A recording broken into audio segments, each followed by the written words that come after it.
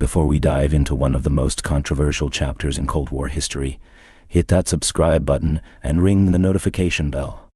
This story will take you deep into the shadowy world of covert operations, unintended consequences, and how American foreign policy in the 1980s created the very enemy it would spend decades fighting.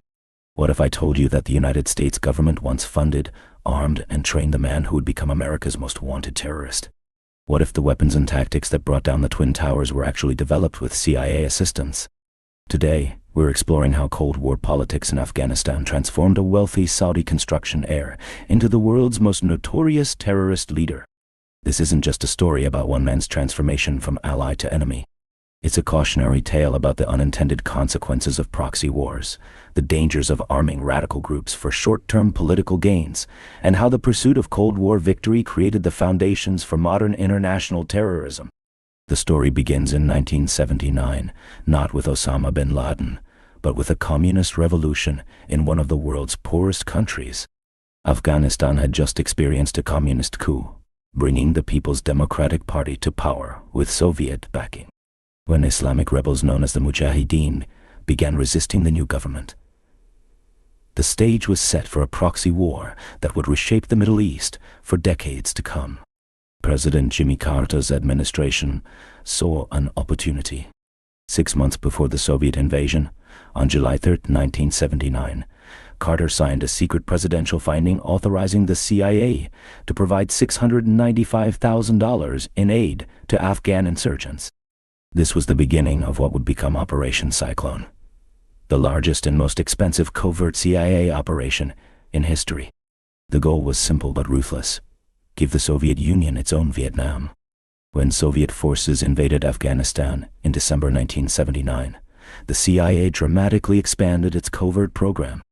What started as a small operation grew into a multi-billion-dollar war machine. Over the next decade, the United States would funnel more than $20 billion through Pakistan's intelligence service to arm and train Islamic fighters against the Soviets. The operation relied heavily on Pakistan's inter-services intelligence agency, known as the al-Qaeda. Pakistani President Mohammad Zia-ul-Haq became a crucial ally, allowing weapons and money to flow through his country to the mujahideen. But there was a catch. Pakistan would decide which groups received the aid, and they favored the most radical Islamic factions. This is where our story takes a dark turn. Among the thousands of foreign fighters who flocked to Afghanistan was a young Saudi millionaire named Osama bin Laden.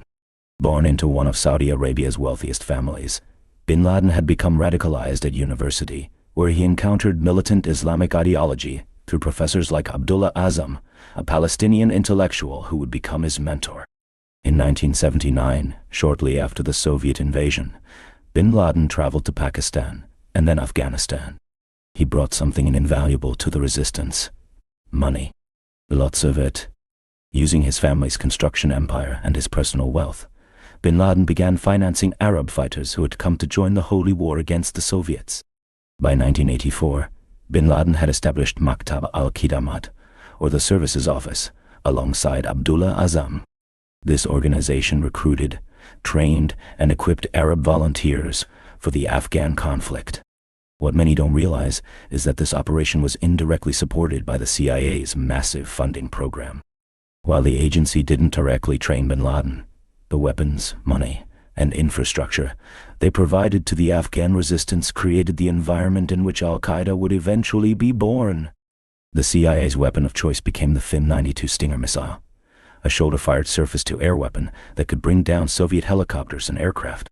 Beginning in 1986, the United States supplied approximately 2,300 Stinger missiles to the mujahideen. These weapons were devastatingly effective, with some reports claiming a 79% kill probability against Soviet aircraft. The impact was immediate and dramatic. Soviet helicopter gunships, which had previously dominated the Afghan battlefield, suddenly became vulnerable. The mujahideen scored approximately 269 aircraft kills, using the Stingers, fundamentally changing the nature of the conflict. Soviet losses mounted, and morale plummeted as the technological advantage evaporated. But the CIA wasn't just providing weapons. They were building an entire infrastructure of jihad.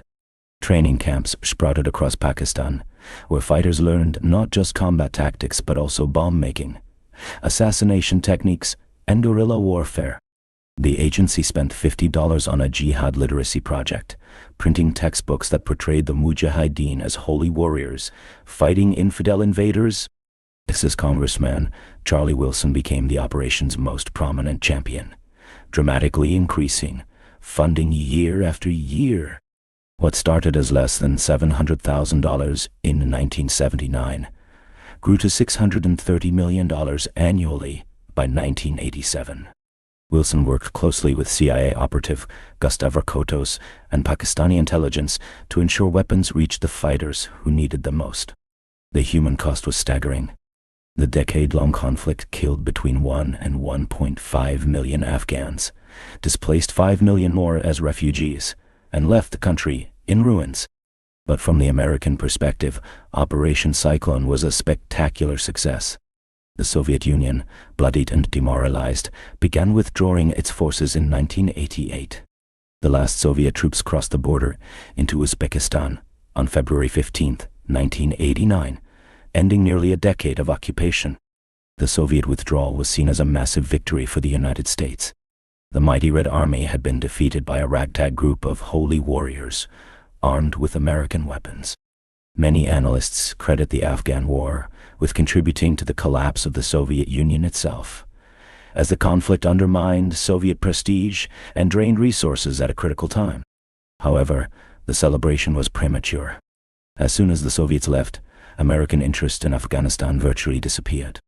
The CIA cut off funding to the mujahideen, leaving a power vacuum that would be filled by increasingly radical groups. The weapons, training, and infrastructure that had been built to fight the Soviets didn't simply vanish. Instead, they formed the foundation for new conflicts. In 1988, as the Soviet withdrawal became imminent, bin Laden made a fateful decision. He split from Abdullah Azzam's organization and founded al-Qaeda, which means the base in Arabic. This wasn't initially intended as a terrorist organization in the modern sense. Rather, it was conceived as a database of skilled fighters who could be deployed to support Islamic causes around the world. The transformation of bin Laden from American ally to enemy began with the Gulf War of 1991. When Saddam Hussein invaded Kuwait, Saudi Arabia found itself threatened and requested American military protection. The deployment of hundreds of thousands of U.S. troops to Saudi soil enraged bin Laden, who saw it as a desecration of Islam's holiest land. Bin Laden approached the Saudi government with an alternative proposal. Let his battle-hardened mujahideen defend the kingdom instead of infidel American forces. The Saudis, understandably, chose the protection of the world's most powerful military over a group of guerrilla fighters. This rejection marked the beginning of bin Laden's transformation from ally to enemy. The presence of American troops in Saudi Arabia became bin Laden's primary grievance against the United States. In his 1996 declaration of war against the Americans occupying the land of the two holy places, he wrote that the American military presence was the latest and greatest of aggressions incurred by the Muslims since the death of the Prophet. Meanwhile, Afghanistan descended into chaos. Without a common enemy to unite them, the various mujahideen factions turned on each other in a brutal civil war. Kabul was devastated by rocket attacks and street fighting as warlords carved up the country. The chaos created the perfect conditions for the rise of the Taliban, a movement of religious students who promised to restore order through strict Islamic law. The Taliban emerged in 1994 from the religious schools of southern Afghanistan and Pakistan. Many of their leaders were veterans of the anti-Soviet jihad, trained in the very camps that the CIA had helped establish. By 1996, they had captured Kabul and controlled most of Afghanistan, providing bin Laden with a sanctuary from which to operate. It was in this Taliban-controlled Afghanistan that al-Qaeda evolved from a loose network of veterans into a sophisticated terrorist organization. The training camps that had once prepared fighters for the Soviet war were now used to train terrorists for attacks around the world. The skills and connections forged during the 1980s became the foundation for a global jihadist movement. The first major al-Qaeda attack occurred in 1998, when truck bombs destroyed the American embassies in Kenya and Tanzania, killing 224 people. This was followed by the attack on the USS Cole in Yemen in 2000, which killed 17 American sailors. But these were just rehearsals for the main event. The planning for the September 11 attacks began in 1996, when Khalid Sheikh Mohammed presented his plan to Bin Laden. The original concept involved hijacking 10 airplanes, but Bin Laden streamlined it to focus on the World Trade Center and other symbolic targets. The tactical innovation of using hijacked planes as guided missiles, combined with al-Qaeda's organizational capabilities and training infrastructure to create the deadliest terrorist attack in history. On September 11, 2001, 19 hijackers, mostly Saudi nationals, carried out coordinated attacks that killed nearly 3,000 people. The cost to al-Qaeda was estimated at less than $500,000. The economic damage to the United States was calculated in the trillions. The attack succeeded beyond Bin Laden's wildest dreams, not just in its immediate impact, but in provoking the massive American military response he had hoped for. The irony was impossible to ignore. Many of the tactics used in the September 11 attacks had their origins in the training camps of Afghanistan and Pakistan that the CIA had helped establish. The organizational skills, the international networks, and the radical ideology that made al-Qaeda possible had all been nurtured during the anti-Soviet campaign of the 1980s. The Stinger missiles that had been so effective against Soviet aircraft came back to haunt their suppliers. In the 1990s, the United States launched a buyback program, offering up to $100,000 per missile to retrieve the weapons from circulation. Despite these efforts, many Stingers remained unaccounted for, posing a continued threat to American aircraft.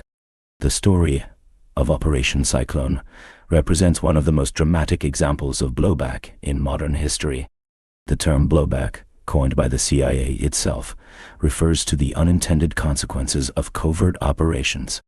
What seemed like a brilliant Cold War victory in the 1980s had created the very enemy that America would spend the next 2 decades fighting. The human cost of this blowback was enormous. The September 11 attacks led to the wars in Afghanistan and Iraq, which cost trillions of dollars and resulted in hundreds of thousands of casualties. The global war on terrorism reshaped international relations and domestic politics in ways that continue to reverberate today. Some argue that the connection between CIA support for the mujahideen and the rise of al-Qaeda has been overstated. They point out that Bin Laden operated independently of direct CIA control, and that his transformation into a terrorist occurred years after the end of Operation Cyclone. These observers emphasize that Bin Laden's anti-American turn was triggered by the Gulf War, not by his experiences in Afghanistan. However, this perspective misses the broader picture. While the CIA may not have directly created Bin Laden, it certainly created the conditions that made his rise possible. The training camps, the weapons networks, the international connections, and the radical Islamic ideology that characterized al-Qaeda all had their roots in the American-supported jihad against the Soviet Union. The infrastructure of jihad that was built in the 1980s didn't disappear when the Soviet threat ended. Instead, it metastasized into new forms of extremism. The veterans of the Afghan war spread across the globe, taking their skills and connections with them. They fought in Bosnia, Chechnya, Kashmir, and other conflict zones, spreading the model of international jihad that had proven so effective against the Soviets. Pakistan's role in this transformation cannot be overlooked. The ISI, which had been America's key partner in Operation Cyclone, continued to support radical Islamic groups long after the Soviet withdrawal. The training camps that had been established with CIA funding were maintained and expanded, becoming finishing schools for terrorists rather than freedom fighters. The case of the Muridka complex in Pakistan illustrates this continuity. Established in 2000, this 82-acre facility became the principal training ground for Lashkar-e-Taiba militants. The complex included madrasas, arms training centers, and indoctrination facilities. According to intelligence reports, Osama bin Laden personally funded the construction of a mosque and guest house at the site with 10 million rupees. This is where the perpetrators of the 28 Mumbai attacks, including Udmal Kasab, received their training. The facility that had been built on the foundation of America's anti-Soviet campaign was now producing terrorists who would attack targets around the world, including American and Western interests. The transformation of bin Laden from ally to enemy also illustrates the dangers of short-term strategic thinking. During the 1980s, American policymakers were focused entirely on defeating the Soviet Union in Afghanistan.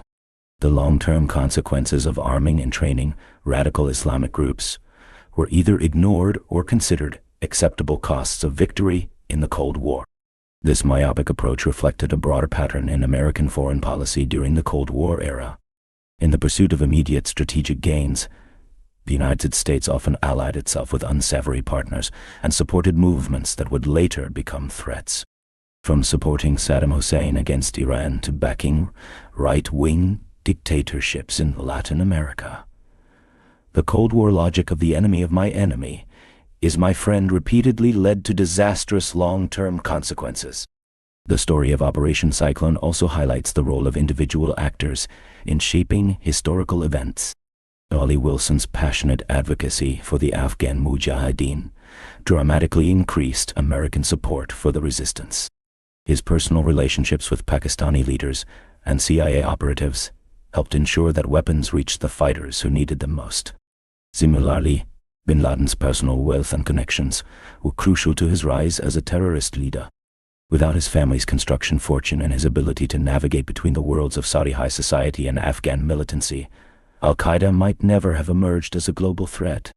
The intelligence agencies involved in Operation Cyclone were well aware of the risks they were taking. Internal CIA documents from the period show concerns about the long-term implications of supporting radical Islamic groups. However, these concerns were overridden by the immediate strategic imperative of defeating the Soviet Union in Afghanistan. The success of the Stinger missile program became a symbol of American technological superiority and strategic innovation. The image of Afghan fighters bringing down Soviet helicopters with American-made missiles was a powerful propaganda victory that resonated around the world. However, this success came at a price that wouldn't be fully understood until decades later. The Soviet withdrawal from Afghanistan marked the beginning of the end for the Soviet Union itself. The defeat damaged Soviet prestige, strained the country's finances, and contributed to the loss of confidence that would eventually lead to the collapse of the communist system. In this sense, Operation Cyclone achieved its primary strategic objective of weakening America's Cold War rival. However, the collapse of the Soviet Union also removed the strategic rationale for American involvement in Afghanistan. Without a superpower competitor to contain, Afghanistan became a forgotten battlefield, where the remnants of the anti-Soviet campaign evolved into new forms of extremism. The rise of the Taliban in the mid-1990s was directly connected to the legacy of Operation Cyclone. Many Taliban leaders were veterans of the anti-Soviet jihad who had been trained in Pakistani madrasas funded by American allies. The movement's strict interpretation of Islamic law and its hostility to Western values reflected the radical ideology that had been nurtured during the 1980s conflict.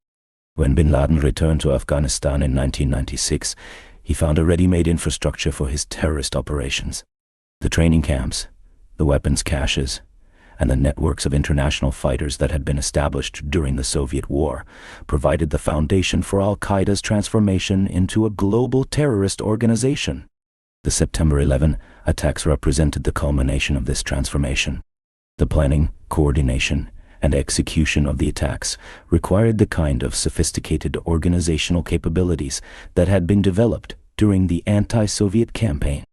The international network of contacts, the experience with covert operations, and the willingness to sacrifice for the cause all had their origins in the American-supported jihad of the 1980s.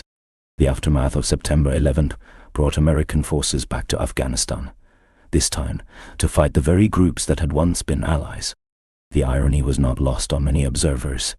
The same caves and mountain passes that had provided sanctuary for American-backed mujahideen in the 1980s now sheltered al-Qaeda and Taliban fighters battling American and NATO forces. The 20-year war in Afghanistan that followed September 11 cost over $2 trillion and resulted in more than 170,000 deaths. When American forces finally withdrew in August 2021, the Taliban returned to power, completing a cycle that had begun with the Soviet invasion 4 decades earlier. The story of Operation Cyclone and its unintended consequences offers important lessons for contemporary policymakers. The temptation to arm proxy forces and support the enemy of my enemy remains strong in international relations. However, the Afghan experience demonstrates that such strategies can have devastating long-term consequences that far outweigh their short-term benefits. The proliferation of weapons and training provided during Operation Cyclone continues to have global implications. The tactics and techniques developed for fighting the Soviets have been adapted for use in conflicts around the world. From suicide bombing to improvised explosive devices, many of the signature methods of modern terrorism have their roots in the Afghan training camps of the 1980s. The human cost of this proliferation extends far beyond the immediate victims of terrorist attacks. The global war on terrorism that followed September 11 has reshaped societies around the world, leading to increased surveillance, restrictions on civil liberties, and a permanent state of vigilance against terrorist threats. The transformation of bin Laden from ally to enemy also illustrates the complex relationship between religion, politics, and violence in the modern world. The radical Islamic ideology that inspired al-Qaeda wasn't created by American policy, but it was certainly nurtured and strengthened by the experience of the Afghan war. The role of Saudi Arabia in this transformation deserves particular attention. While the Saudi government was officially an American ally throughout this period, wealthy Saudis provided much of the funding for the radical Islamic groups that emerged from the Afghan conflict. The spread of Wahhabi and Salafi interpretations of Islam, funded by Saudi oil wealth, created the ideological foundation for modern jihadism. The Pakistani madrasas, where many Taliban and al-Qaeda leaders were educated, received substantial Saudi funding during and after the Soviet war. These schools produced a generation of militants who combined traditional Islamic learning with a radical political agenda and practical military skills learned in the Afghan camps. The international dimension of the Afghan conflict cannot be overlooked. While the United States and Soviet Union were the primary protagonists, countries like Saudi Arabia, Pakistan, Iran, and China all played important roles. This multilateral involvement helped spread the conflict's effects far beyond Afghanistan's borders. The weapons supplied during Operation Cyclone didn't stay in Afghanistan. They spread throughout the region and beyond, fueling conflicts in Kashmir, Bosnia, Chechnya, and other areas where Muslim populations were perceived to be under threat. The International Brigade of Fighters who had gained experience in Afghanistan became a resource for jihadist movements worldwide. The evolution of terrorist financing also has its roots in the Afghan experience. The networks established to funnel money and weapons to the mujahideen were later adapted for use by terrorist organizations. The Hawala system, charitable organizations, and legitimate businesses that had been used to support the anti-Soviet campaign became tools for financing terrorism. The media and propaganda dimensions of the conflict were equally important. The portrayal of the mujahideen as freedom fighters battling Soviet oppression helped legitimize radical Islamic movements in the eyes of many Muslims worldwide. The success of the Afghan resistance became a model for other groups seeking to challenge what they perceived as foreign occupation or oppression. The role of technology in the conflict was also significant. Beyond the famous Stinger missiles, the mujahideen received sophisticated communications equipment, night vision devices, and other advanced military technology. This technological transfer helped level the playing field against the Soviet military and demonstrated that asymmetric warfare could be effective against conventional forces. Looking back at Operation Cyclone from today's perspective, it's clear that the operation achieved its immediate objective of forcing Soviet withdrawal from Afghanistan. However, the long-term costs of this success far exceeded anything that policymakers in the 1980s could have imagined. The creation of a global jihadist movement, the destabilization of an entire region, and the emergence of international terrorism as a persistent threat all stemmed from decisions made during the Cold War.